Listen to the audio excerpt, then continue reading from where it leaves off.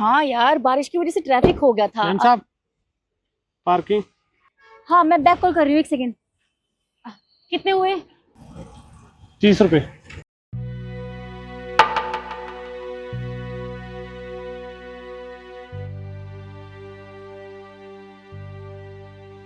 बाकी रख लेना।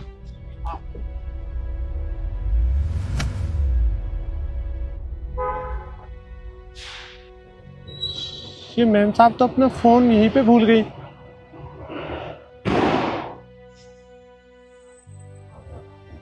मैं ही रख लेता हूँ।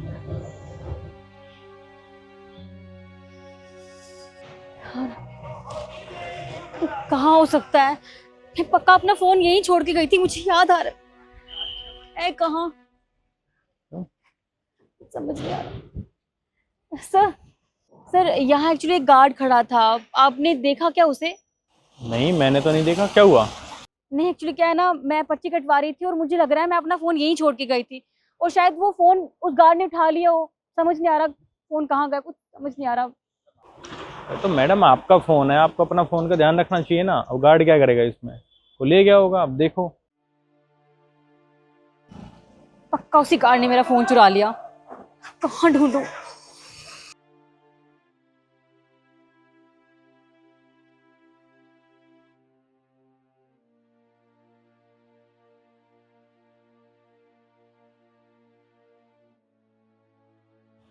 वो गार्ड मुझे कहीं दिखाई नहीं दिया। अब तक तो उसने मेरा फोन बेच भी दिया होगा। अभी तो ईएमआई भी नहीं भरी थी, क्या करूं? करना क्या है, घर जाना पड़ेगा।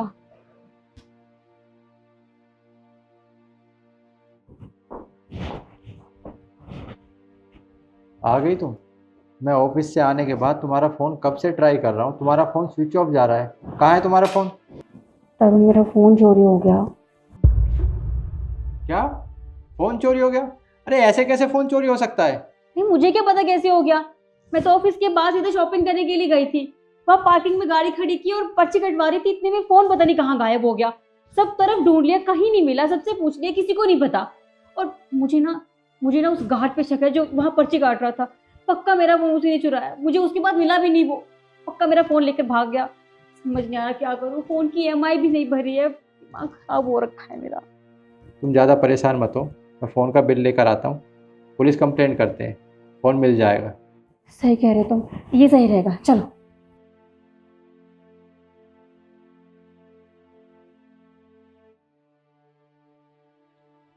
तुम तुम यहाँ, तुम्हें शर्म नहीं आती? तुमने मेरा फोन चुराया ना, सच बताना, क्योंकि वहां तुम ही अकेले थे। अरे मैम साहब, मैं आपका फोन ही देने के लिए आ रहा था। देखा, मुझे तो पता ही था तुमने चोरी किया है फोन, और आ गए यहाँ मुंह उठा के। मैंने कहा था ना तुमसे कि उस गार्ड ने मेरा फोन चोरी किया है। यही है वो गार्ड। और देखो ना कितना बेशर्म है, यहाँ आ गया फोन देने के लिए, खुद को सही साबित करने के लिए, जबकि चोर है एक नंबर का। देखिए मैम साहब, मैं मानता हूँ कि चोरी मैंने की थी, मुझसे बहुत बड़ी गलती हो गई और मुझे लालच आ गया।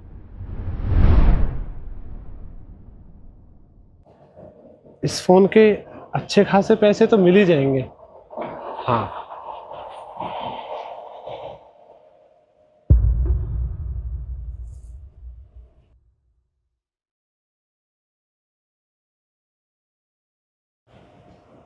नहीं,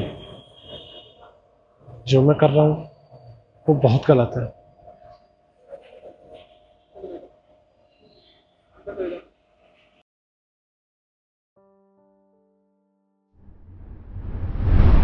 इनकी माँ की फोटो देखकर मुझे अपनी माँ की याद आ गई और मुझे समझ में आ गया कि मैं कितने गलत रास्ते पर चल रहा था, कितना गलत किया मैंने, और इसलिए मैं इनका फ़ोन देने के लिए आ गया।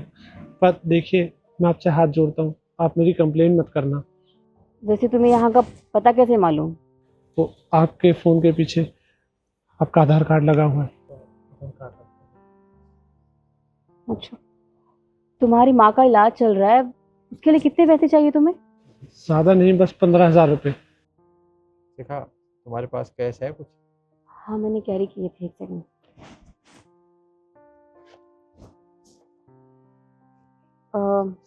पूरी 15,000 तो नहीं है, कुछ 10-12 हज़ार है, तुम्हारे काम आ जाएंगे। लेकिन तुमसे एक बात कहूँ मैं, तुमने जो भी किया है ना, बहुत गलत किया है।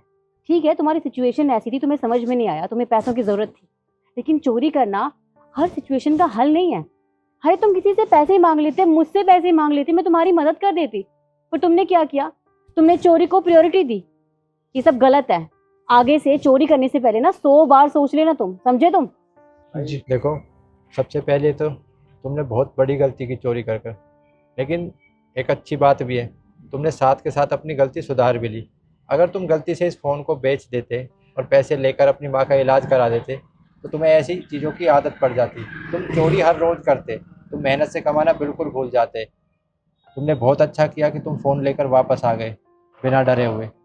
और मैं तुम्हें यही सलाह दूंगा कि चोरी कभी मत करना। अगर तुम्हारी माँ को पता चलता कि तुमने चोरी कर कर उनका इलाज कराया तो उनको कैसा लगता? जी साहब, आप जो समझाना चाह रहे हैं मुझे समझ में आ गया। मैं आगे से कभी चोरी नहीं करूँगा। आपको बहुत बहुत शुक्रिया। मैं चलता हूँ। ठीक है। और हाँ, चोरी कभी मत करना।